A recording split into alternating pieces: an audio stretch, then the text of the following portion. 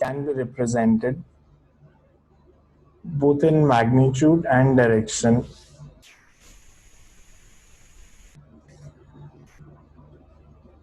by two adjacent sides of parallelogram drawn from a common point.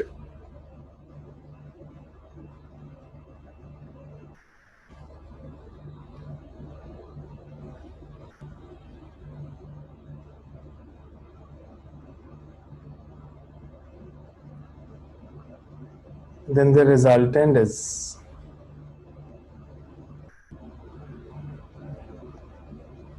completely represented both in magnitude and direction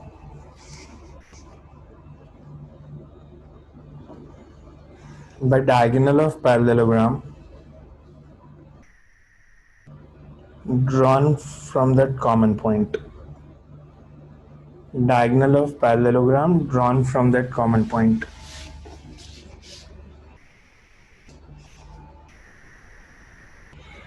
So it basically means that if you have two vectors,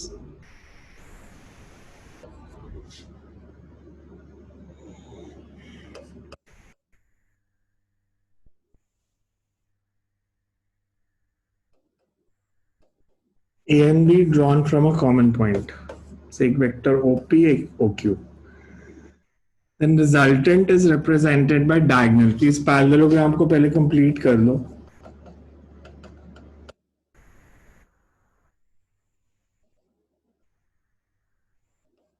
This will be sum of these two vectors.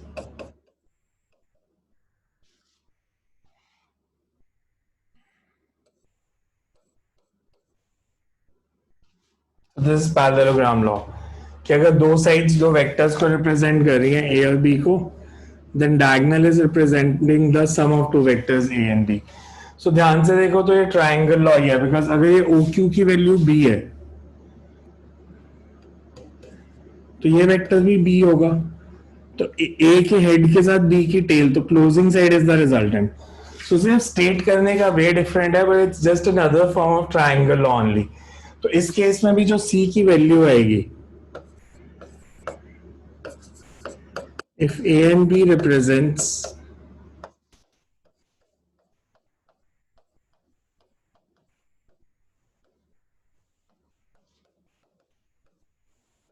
magnitude of two vectors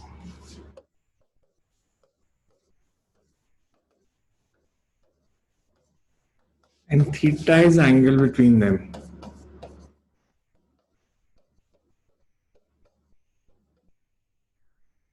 then C का formula क्या होगा? Because ये triangle law की different form है, formula same रहेगा. And C makes an angle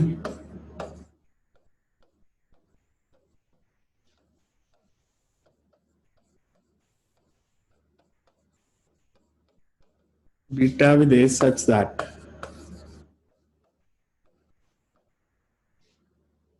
tan beta is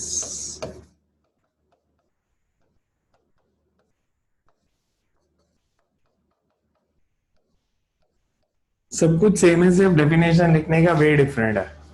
otherwise resultant की value, tan beta की value वो सब सेम ही है. सो B sin theta over A plus B cos theta.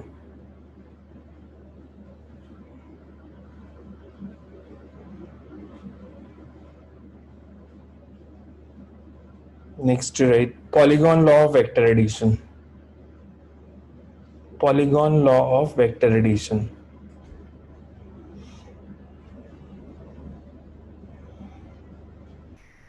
Polygon law of vector addition.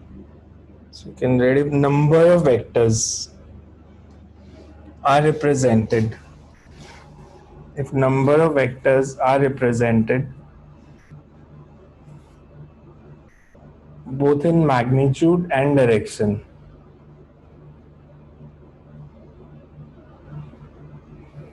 both in magnitude and direction.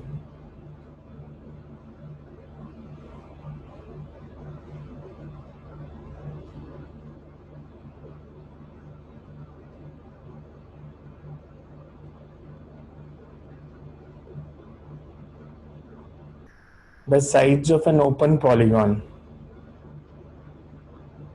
The sides of an open polygon taken in same order, then the resultant is represented by closing side of polygon, sir repeat करना ये वाला. then resultant is represented by closing side of polygon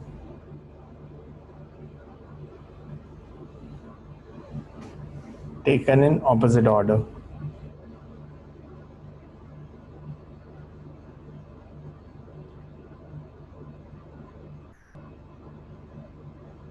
For example, if we have four vectors A, B, C and D, सबके ऊपर vector sign. For example, if we have four vectors A, B, C and D such that we join the head of A with the tail of B,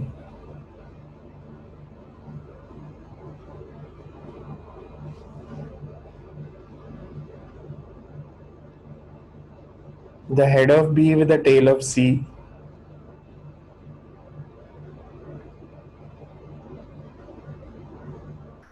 and the head of C with the tail of D.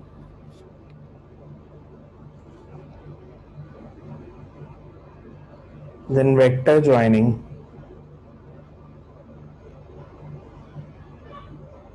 tail of A with the head of D is the sum of four vectors. Is the sum of four vectors.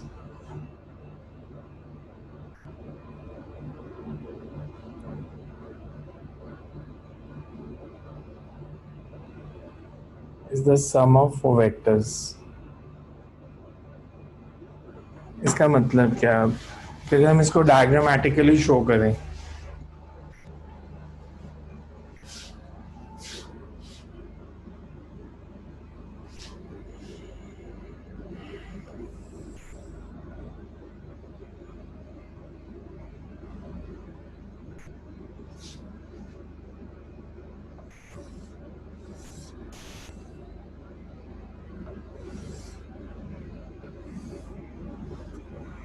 मैंने ऐसे चार vector बनाए.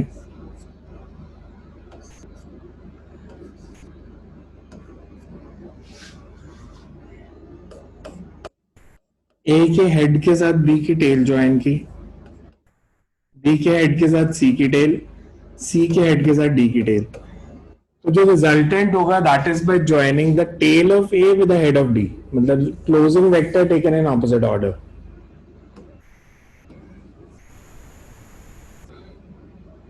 So this vector will be the resultant.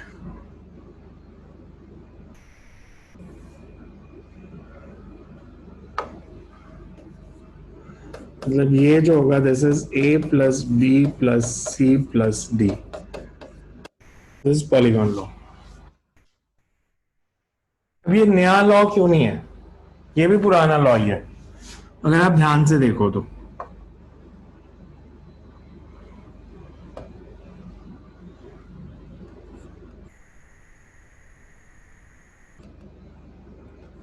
मैं आपसे पूछूं ये vector किसके equal है? A plus B vector. A plus B, because A के हेड के साथ B की टेल, तो क्लोजिंग साइड ट्राइंगल लॉ यही था, A प्लस बी है.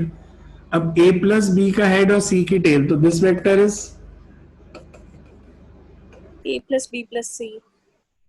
और इसमें D ऐड कर दिया तो it will be A plus B plus C plus D. So this is polygon law. Again, it's a standard form of triangle law. और अगर मेरे पास तीन वेक्टर्स ऐसे दिए हूं,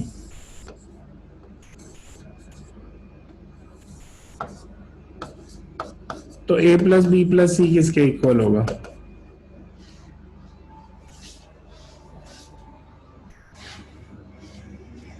रिजल्टेंट वेक्टर क्या होता था? फर्स्ट वेक्टर की टेल से लास्ट वेक्टर का हेड। तो a की टेल से c के हेड तक कौन सा वेक्टर बन रहा है? वो दोनों ज्वाइंट है, तो वेक्टर विल बी a के टेल में और c के हेड में डिस्टेंस कितना है? a की टेल और c का हेड कितना डिस्टेंस है? ये तो देख के पता चल रहा है। B a की टेल और c का हेड कितना डिस्टेंस है? joint है वो तो तो डिस्टेंस कितना हो गया? 0। 0 तो that means a plus B plus C 0।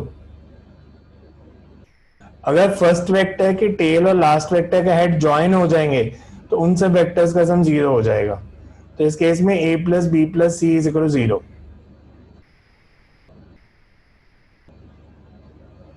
So you can write, पहले इसके न्यूमेरिकल्स करते हैं थोड़े से और कंपोनेंट फॉर्म कर लेते हैं। चलो यू कैन राइट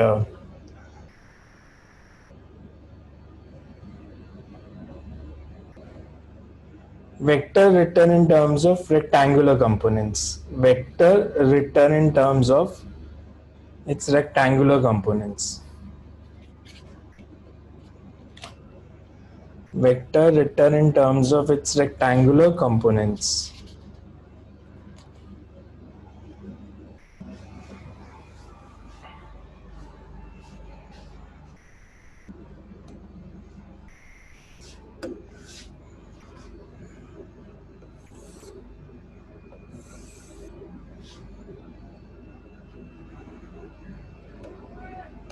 मान लो मेरे पास एक ये वेक्टर है a,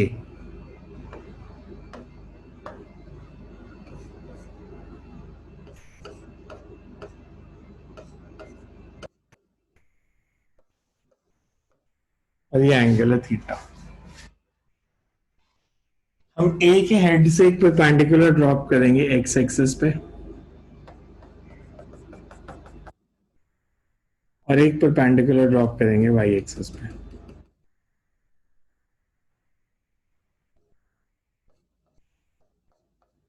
इसको हम बोल देंगे ax, इसको ay। ax मैग्नीट्यूड है, इसकी डायरेक्शन कौन सी है? I cap ये ay और इसकी डायरेक्शन J cap ठीक है।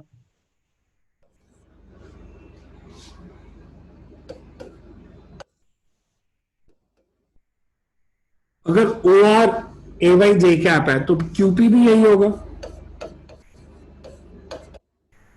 ये वेक्टर भी सेम ही होगा। ay j कैप ये दोनों साइड्स इक्वल ही होंगी।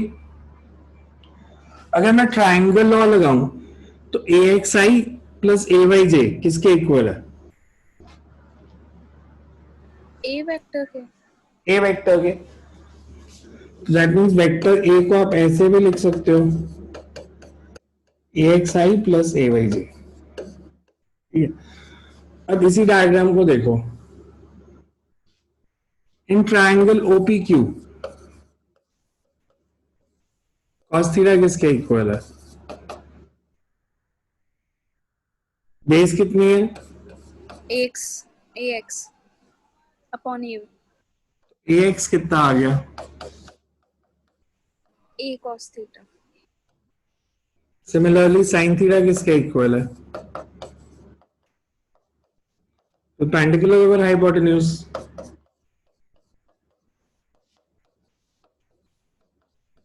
तो आप ऐसे भी लिख सकते हो।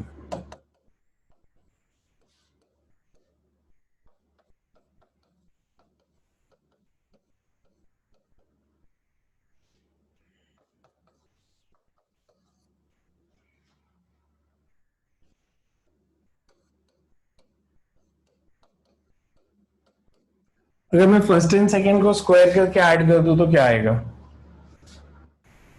इन दोनों को स्क्वायर करके ऐड कर दो, squaring and adding 1 and 2.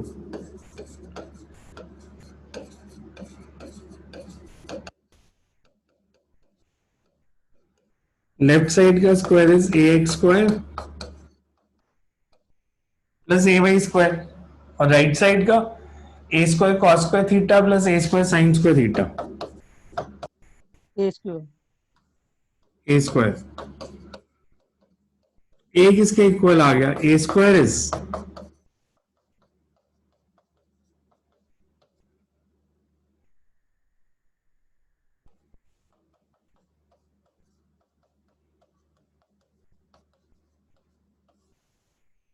ax square plus ay square. अब हम जो 3 डायमेंशनल वेक्टर है उसको बोर्ड पे रिप्रेजेंट नहीं कर सकते. अगर 3D में लिखना हो तो यहाँ पे क्या आ जाएगा, axi plus ayj plus AZ K cap.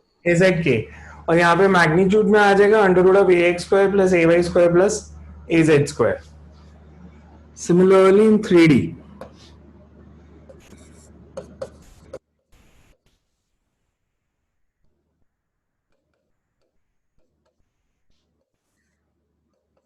अगर 3 डायमेंशनल वेक्टर है axi and magnitude of this will be, magnitude को यहाँ तो मॉड ए लिख सकते हो या सिर्फ ए लिख सकते हो, ax square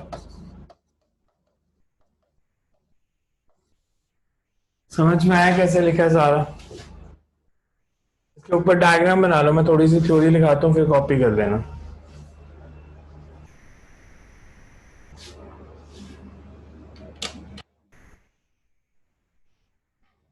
So you can write सिर्फ डायग्राम बनाओ तो लिखो.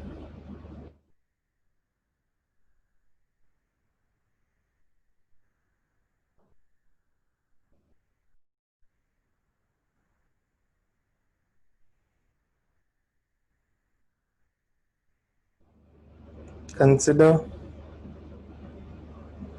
a vector A in 2 dimensional space. 2D में ड्रॉ किया हमने, 3D में नहीं किया. Consider a vector A in 2 dimensional space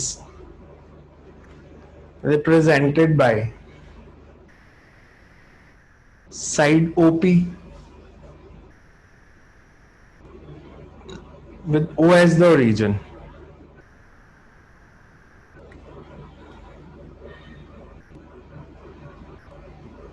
Drop a perpendicular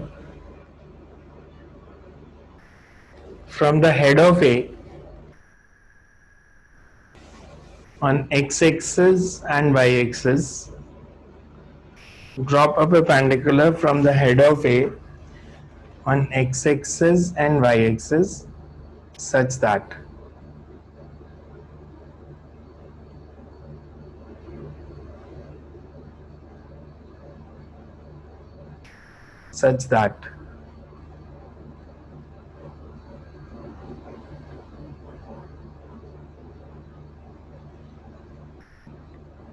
Q and R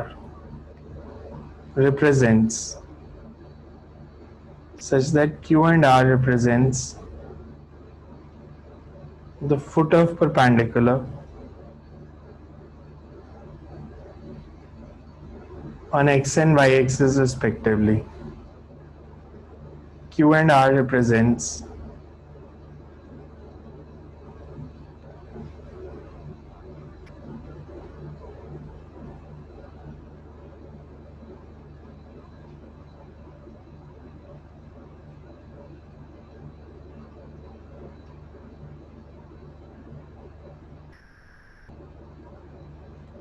such that Q and R represents foot of perpendicular on x and y axis respectively.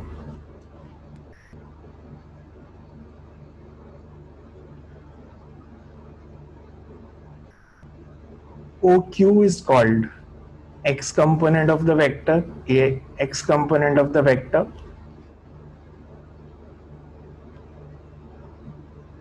and OR is the y component of vector.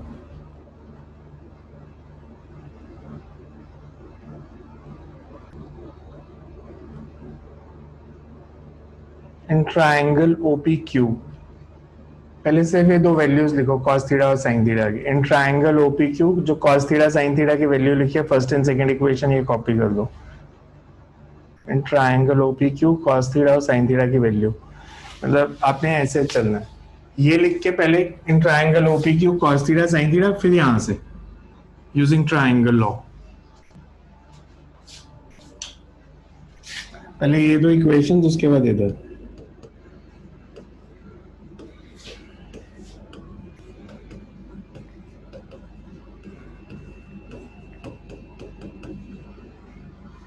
using triangle law vector addition,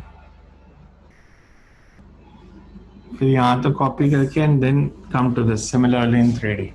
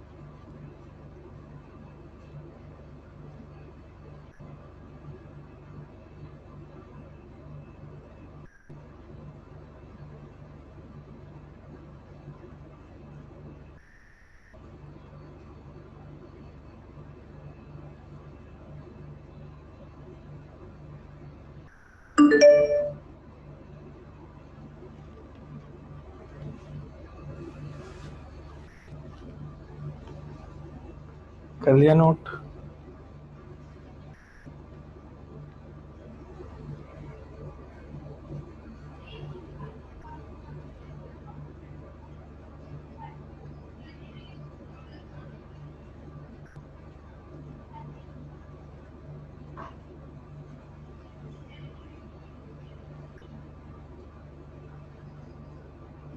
So you write next is vector addition in component form. Vector addition in component form. Vector addition in component form.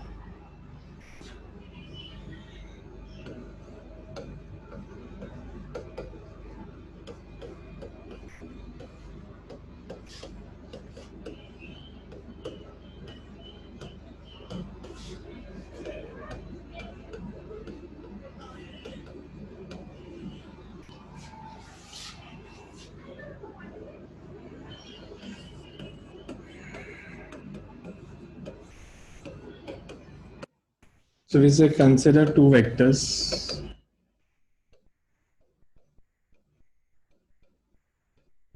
A and B such that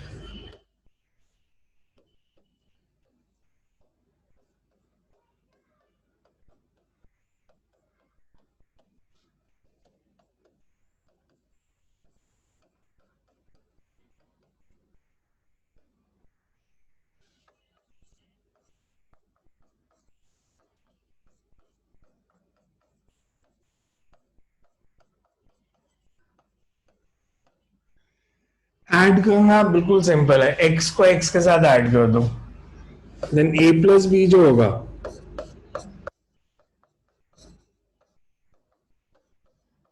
it will be ax plus bx I cap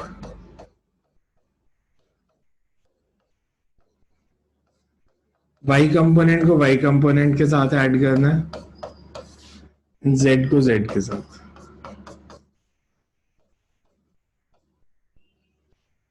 subtraction होती तो भी ऐसे ही करते थे, ax minus B X I cap ay minus B Y J cap plus az minus B Z K cap.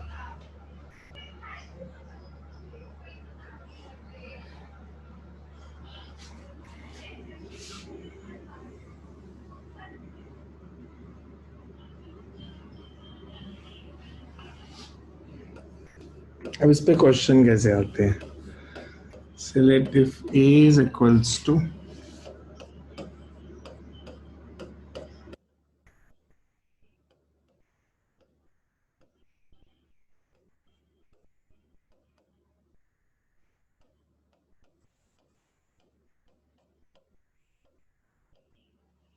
ये दो vectors दे दिए मैंने.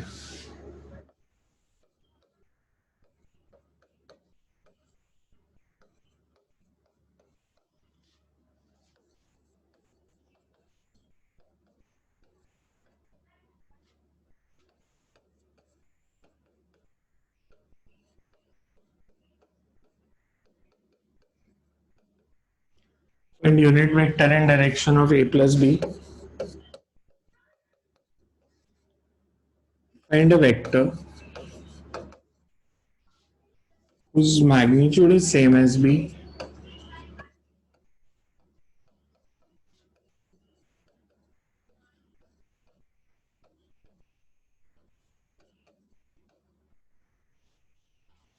and direction same as a.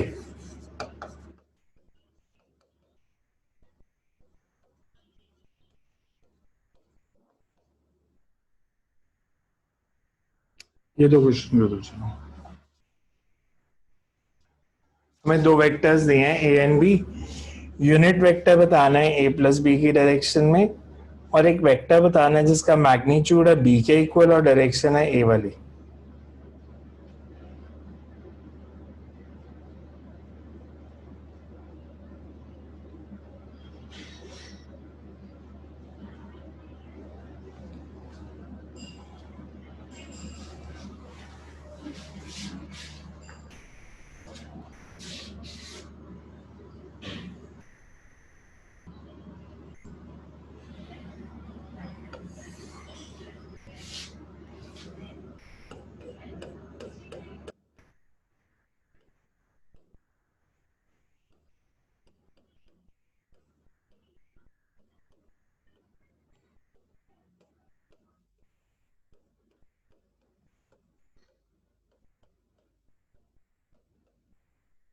इन दोनों को ऐड करके आ रहा है हमारे पास 3i.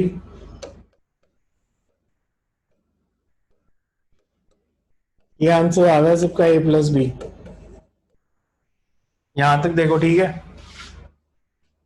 ए प्लस बी की वैल्यू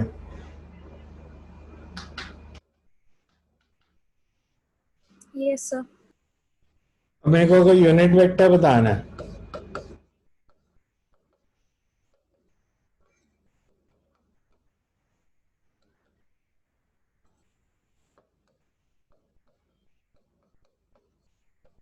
तो यूनिट वेक्टर का फॉर्मूला क्या होता था? Vector divided by its magnitude. अगर हमने लिखना था unit vector in direction of A तो हम लिखते थे A over magnitude of A. तो unit vector in direction of A plus B is A plus B upon magnitude of A plus B. A plus B is 3i plus 1j minus 1k. इसका magnitude कितना है? Under root 11. So you get 3 by root 11 I cap plus 1 by root 11 j cap. This is unit vector in direction of a plus b. ध्यान से देखो, समझ आ रहा है?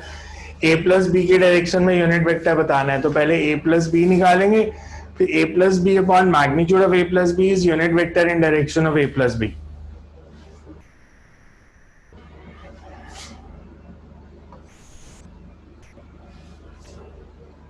इसमें कुछ नहीं आया समझ तो पूछ लो, किसी को डाउट है तो.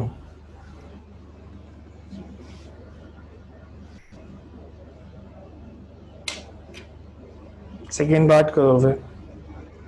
Find a vector whose magnitude is same as B and direction same as A.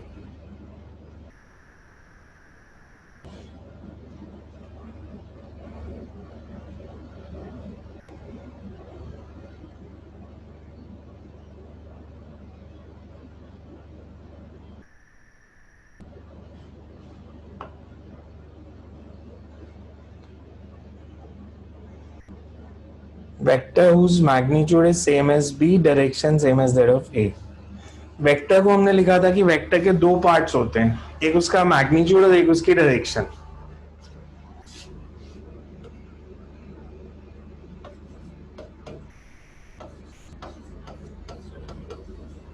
A vector whose magnitude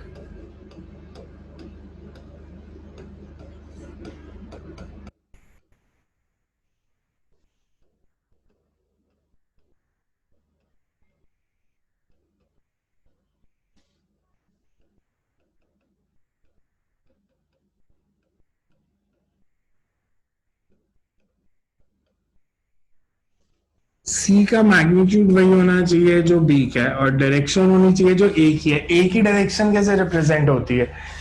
A cap. A cap. So C is B into A cap. B का magnitude कितना है? Under root 1 square. plus minus 2 also. और A cap कितना है?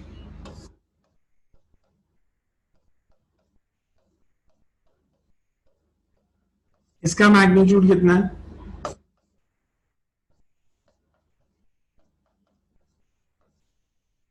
देखो समझ में आ रहा है कैसे लिखा है फॉर्मूला मैंने? 1 + 4 + 9।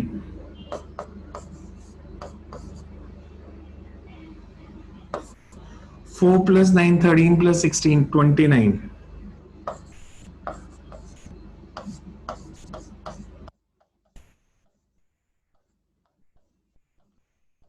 This is a vector whose magnitude is same as b and direction is same as a.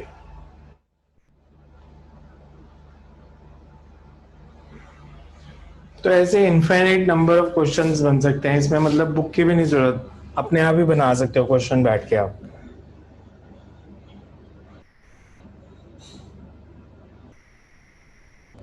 इसके जैसे एक और क्वेश्चन देता हूँ, लेट्स सी क्या करते हो।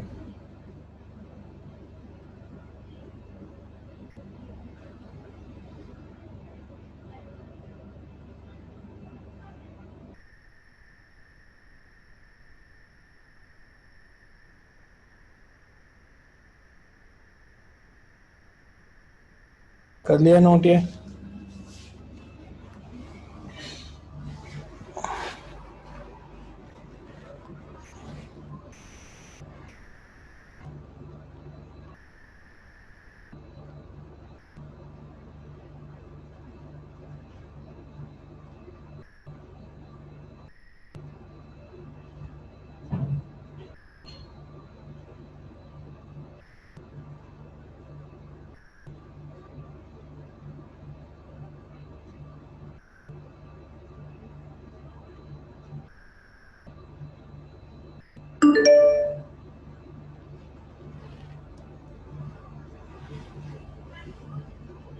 We can write next। इसके जैसा सिमिलर क्वेश्चन दे रहा हूँ अब।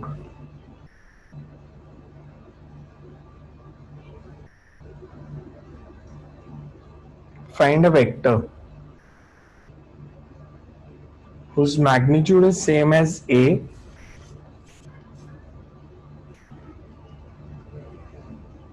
and direction same as a minus b। Find a vector whose magnitude is same as a and direction same as a minus b।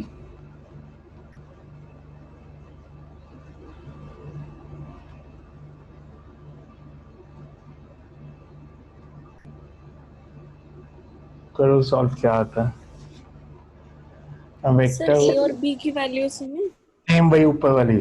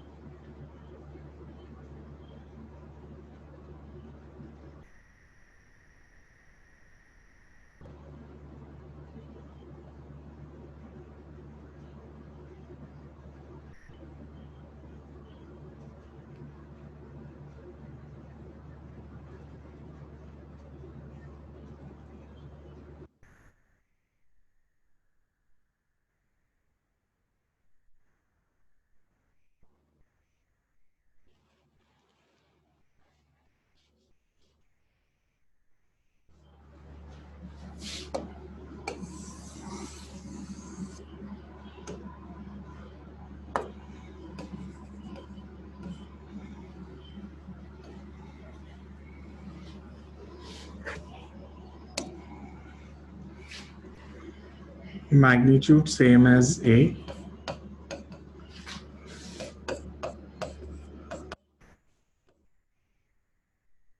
पहले A minus B की value निकाल लेते हैं, बिकॉज हमें ये वेक्टर निकालना है.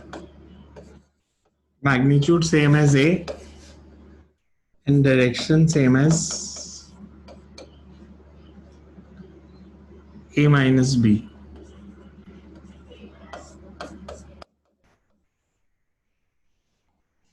So A minus B आएगा हमारे पास 2i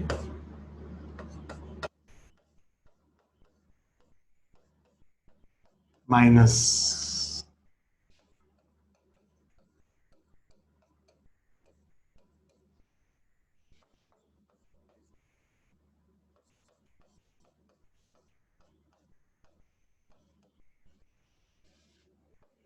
direction of A minus B.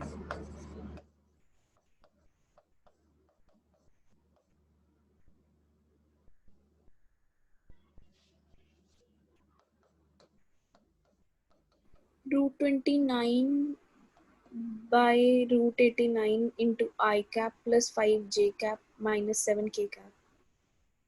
एक मिनट, क्या आता है हमारे पास?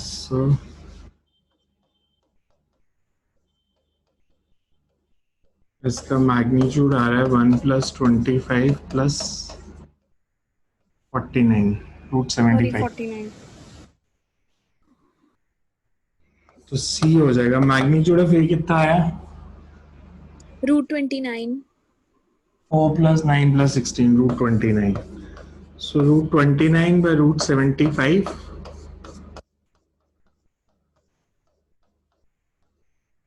समझ में आया सबको कैसे किया?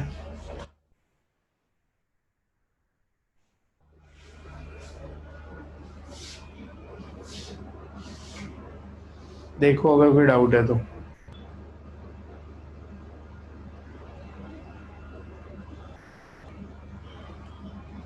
Next to right.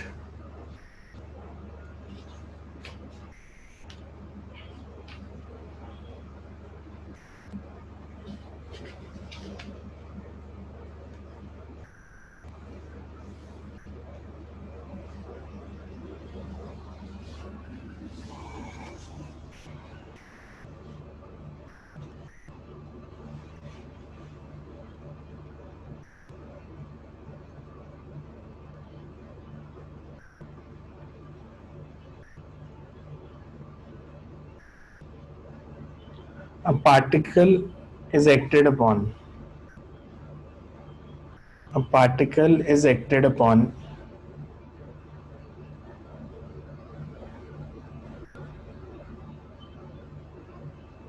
by four forces simultaneously.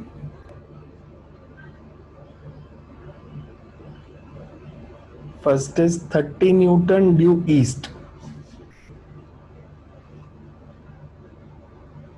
First is 30 Newton due east. Second is 20 Newton due north.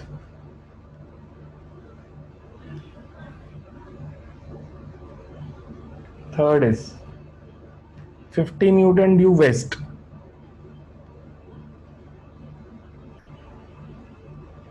And fourth is 40 Newton due south.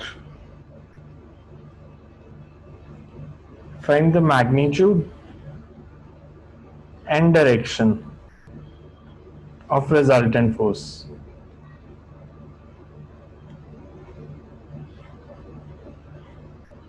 Find the magnitude and direction of resultant force.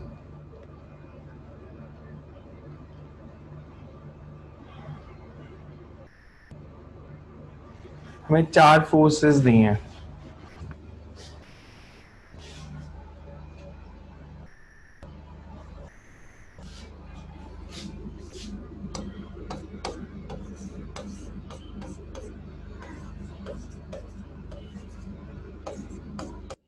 Thirty Newton due east, 20 Newton due north,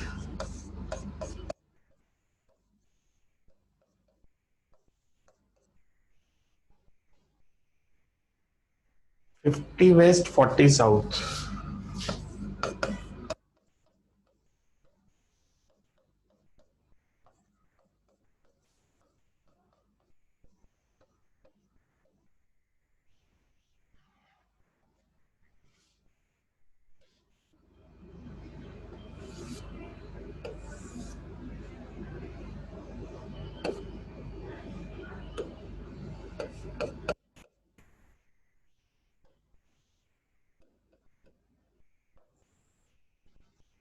अगर मैं origin से mark करूं, first force है 30 newton east,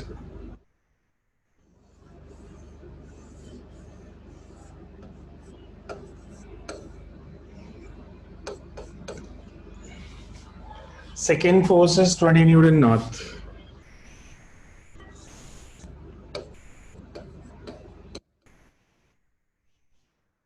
third is 50 newton waste,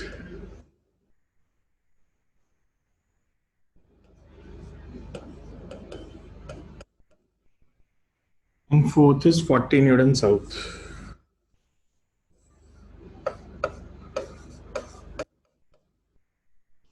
ये हमें resultant बताना है. ये कौन सी डायरेक्शन होती है? I cap west is, minus I cap.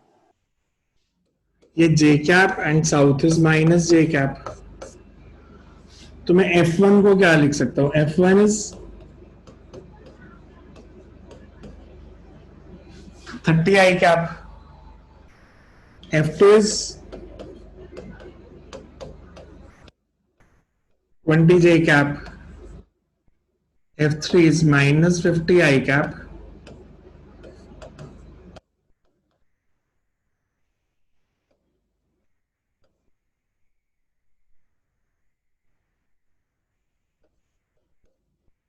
minus 40 j cap.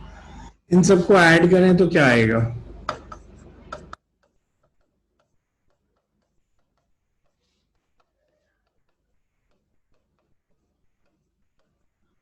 ये 30 है, ये माइनस 50 है, तो ऐड करके क्या आ जाएगा? आई को आई के साथ ऐड करोगे तो 20 j और माइनस 40 j. सो ये रिजल्टेंट फोर्स है. अब रिजल्टेंट फोर्स को डायग्राम में बनाते हैं. माइनस 20 मतलब कौन सी डायरेक्शन? West.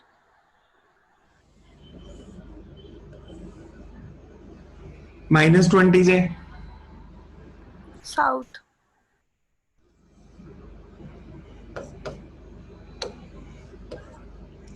इन दोनों का रिजल्टेंट क्या होगा? ये दो साइड्स होगी पैरेललोग्राम की, तो diagonal is the resultant.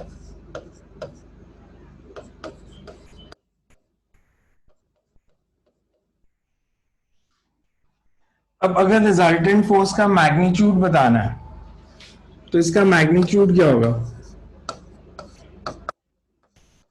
Under root of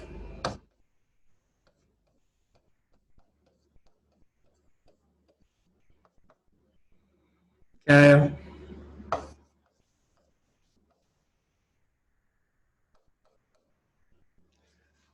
20√2 Newton. और डायरेक्शन कौन सी है? ये कौन सी डायरेक्शन होती है? Southwest. कितने एंगल? ये एंगल कितना होगा?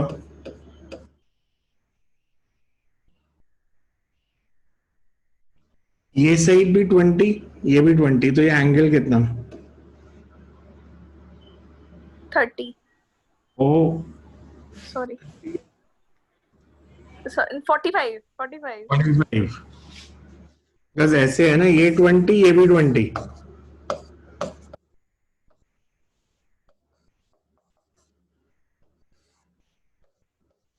तो tan थीटा की वैल्यू 1 आ रही है,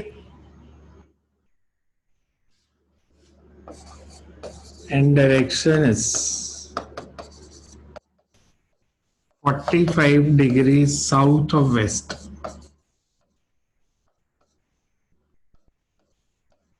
अगर आप सिर्फ साउथ वेस्ट में लिख देते हो तो भी उसका मतलब यही होता है, बाइसेक्टर, मतलब 45 डिग्री पे. अगर हम डायरेक्शन को सिर्फ इतना लिख दें 20√2 न्यूटन साउथ वेस्ट, तो साउथ वेस्ट का मतलब होता है bisector of south and west, so 45 degree पे. Sir, हाँ जी. सर हम डायरेक्शन आई कैप और जे कैप की वैल्यूज में नहीं दे सकते थे? नहीं, जब ऐसे फोर्सेस होती हैं तो आपको बतानी पड़ती है, अदरवाइज वेक्टर फॉर्म तो वो आ गया रिजल्ट -20 i -20 j। तो जब आता है कि yes sir. Find the magnitude and direction, तो हम बताते हैं कि रिजल्टेंट फोर्स का मैग्नीट्यूड कितना है और वो किस डायरेक्शन में एक्ट कर रही है। Okay sir. Next,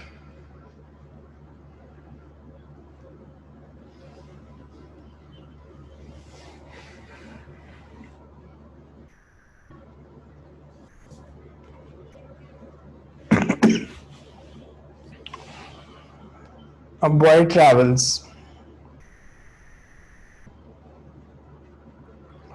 10 meter north and then 7 meter east.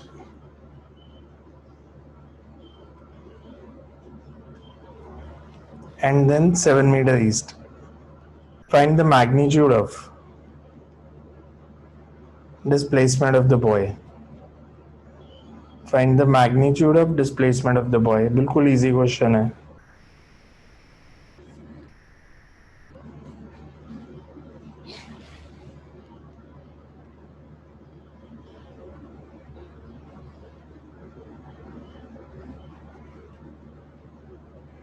Direction नहीं बतानी, सिर्फ मैग्नीट्यूड ही बताना है.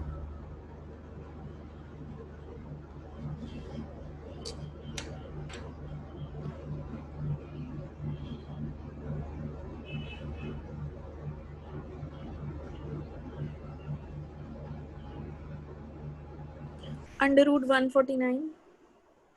√149, ठीक है.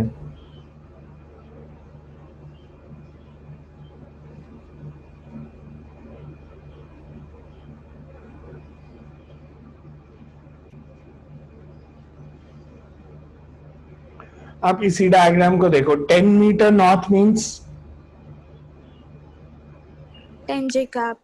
S1 is 10 j cap because north means j cap. So S1 is 10 j cap. Then 7 meter east. 7 meter east means 7 I cap. तो S1 is 10 j cap, S2 is 7 I cap. हमें बताना है total displacement, मतलब इन दोनों को add कर देना.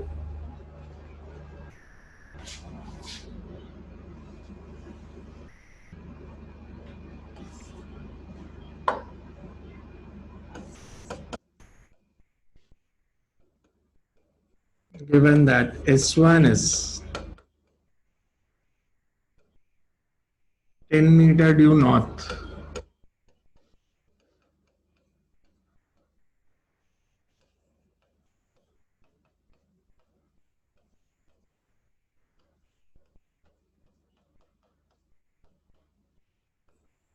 so resultant is S1 plus S2.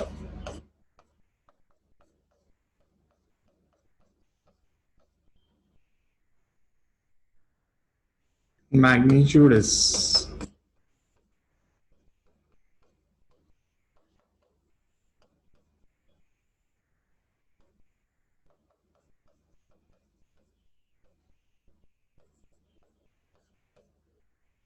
resultant displacement is 12.21 meter. Resultant displacement is 12.21 meter.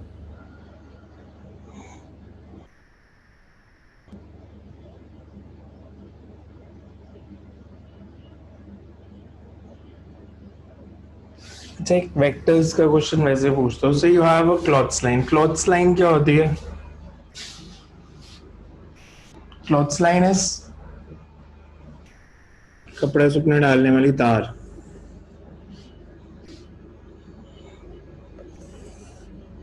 ये ऐसे दो पोल्स के साथ बांधी हुई थी.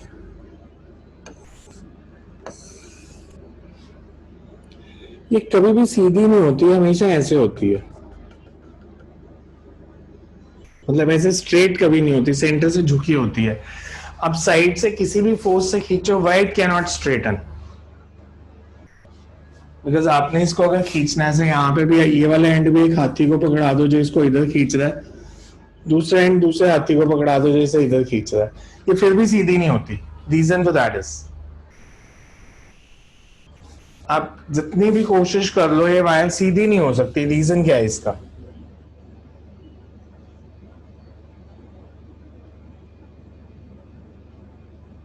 जब आप खींचने के लिए फोर्स लगा रहे हो आप किस डायरेक्शन में लगा रहे हो? ऑपोजिट डायरेक्शंस में, और वो कैंसिल हो जाती है। हम उसको हॉरिजॉन्टल डायरेक्शन में लगा रहे हैं। एक साइड से खींच लो बेशक, हम उसको हॉरिजॉन्टल डायरेक्शन में लगा रहे हैं। एक साइड से बांध दिया, दूसरी साइड से आप उसको खींच के टाइट कर रहे हो, तो आप जो फोर्स लगा रहे हो वो हॉरिजॉन्टल डायरेक्शन में। और वेट किस डायरेक्शन में एक्ट करता है वायर का? वायर का परपेंडिकुलर। डाउनवर्ड। इसका वेट एक्ट कर रहा है नीचे की तरफ। मान लो मैंने यहां से बांध दिया, मैं दूसरे एंड से इसको खींच रहा हूं। अब मैं इसको इस एंड से खींच रहा हूं,